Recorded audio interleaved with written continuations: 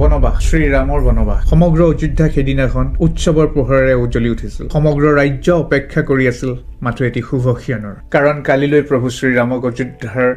ৰজা হিচাপে অভিষেক কৰা হ'ব কিন্তু এটা সিদ্ধান্তই সলনি কৰি পেলালে সকলোবোৰ সলনি হৈ গ'ল শ্ৰীৰামৰ জীৱন সলনি হৈ গ'ল অযোধ্যাৰ ভাগ্য আৰু সমগ্ৰ ৰামায়ণৰ ইতিহাস মহাৰাজ দশৰথ বৃদ্ধ হৈ আহিছিল তেওঁ সিদ্ধান্ত ল'লে এতিয়া সময় আহিছে শ্ৰীৰামক সিংহাসনত বহুৱাবলৈ অযোধ্যাৰ মানুহ আনন্দত আত্মহাৰা হৈ পৰিছিল কাৰণ ৰাম আছিল এজন ন্যায়পৰায়ণ দয়ালু আৰু সকলোৰে প্ৰিয় কিন্তু ৰাজপ্ৰসাদত এগৰাকী নাৰীয়ে এই সুখ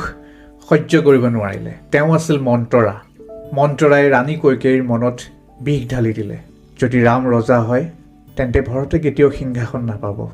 লাহে লাহে ৰাণী কৈকেয়ীৰ মন সন্দেহ আৰু ভয়েৰে ভৰি উঠিল বহু বছৰ আগতে যুদ্ধক্ষেত্ৰৰ ৰাণী কৈকেয়ীয়ে মহাৰাজ দশৰথৰ প্ৰাণ বচাইছিল আৰু সেইকাৰণে মহাৰাজ দশৰথে তেওঁক দুটা বৰদান দিছিল আৰু সেইদিনাই ৰাণী কৈকেয়ীয়ে সেই দুটা বৰদান দাবী কৰিলে প্ৰথম বৰদান ভৰতক অযোধ্যাৰ ৰজা বনাব লাগিব আৰু দ্বিতীয় বৰদান শ্ৰীৰামক 14 বছৰলৈ বনবাস পঠাব লাগিব এই কথা শুনি লগে লগে মহাৰাজ দশৰথ ভাঙি পৰিল তেওঁৰ মুখত কোনো শব্দ নাছিল সম্পূৰ্ণ নীৰৱ হৈ পৰিল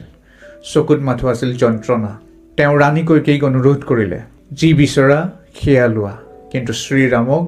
মোৰ পৰা আৰু অযোধ্যাৰ পৰা আঁতৰ নকৰিবা কিন্তু কৈকেয়ীয়ে তেওঁৰ সিদ্ধান্ত সলনি নকৰিলে শ্ৰীৰামক যেতিয়া গোটেই কথাখিনি কোৱা হ'ল তেওঁ কোনো ধৰণৰ প্ৰতিক্ৰিয়া প্ৰকাশ নকৰিলে তেওঁ দুখ নকৰিলে তেওঁ কোনো খং নকৰিলে তেওঁ শান্তভাৱে ক'লে পিতৃৰ বাক্য পালন কৰাটোৱে মোৰ ধৰ্ম মই বনবাসলৈ যাম লগে লগে সম্পূৰ্ণ ৰাজপ্ৰসাদ স্তব্ধ হৈ পৰিলে সীতাই ক'লে স্বামীৰ স্থান য'ত মোৰো স্থান ত'ত ময়ো আপোনাৰ লগত যাম লগে লগে লক্ষ্মণেও আগবাঢ়ি আহি ক'লে ভাতৃ শ্ৰীৰামৰ অবিহনে মোৰ জীৱনৰ কোনো অৰ্থ নাই ময়ো লগত যাম বনবাসলৈ যোৱাৰ দিনা সম্পূৰ্ণ অযোধ্যা কান্দি উঠিল অযোধ্যাৰ প্ৰজা ৰথৰ পিছত দৌৰিবলৈ ধৰিলে কিছুমান মানুহে ৰামক নাযাবৰ কাৰণে অনুৰোধ কৰিবলৈ ধৰিলে কিন্তু শ্ৰীৰামৰ মুখত আছিল এক গভীৰ শান্তি যেন তেওঁ সকলোবোৰ আগতেই জানিছিলে এই যাত্ৰাই তেওঁৰ ভাগ্য লিখিব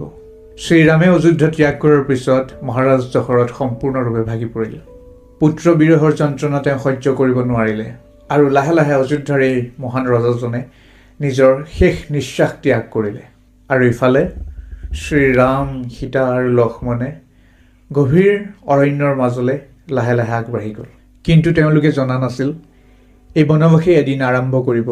ইতিহাসৰ অন্যতম বৃহৎ যুদ্ধ আগন্তুক অধ্যায়ত আমি জানিম বনবাসৰ জীৱন আৰু শূৰ্পণখাৰ আগমন ভিডিঅ'টো যদি আপোনালোকে ভাল পাইছে লাইক কৰিব কমেণ্ট কৰিব নিজৰ প্ৰিয়জনৰ লগত ভিডিঅ'টো শ্বেয়াৰ কৰিব আৰু এই চেনেলটো ছাবস্ক্ৰাইব